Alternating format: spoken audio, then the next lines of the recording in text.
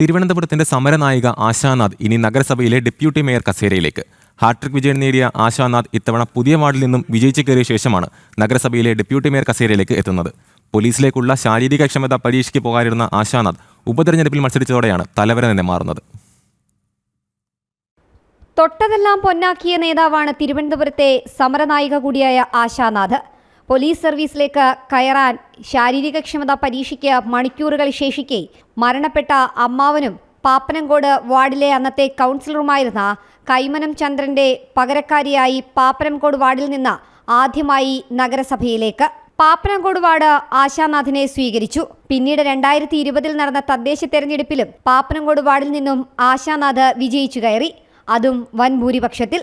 പിന്നീട് ആശാനാഥിന് തിരിഞ്ഞു നോക്കേണ്ടതായി വന്നിട്ടേയില്ല. ഹാട്രിക് വിജയം പുതിയ വാർഡായ കരുമത്ത് നിന്ന്.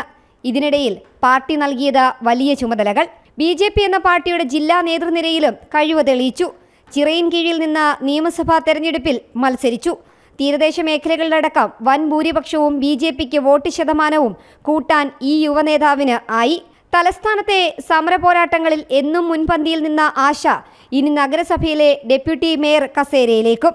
ജനം, തിരുവനന്തപുരം.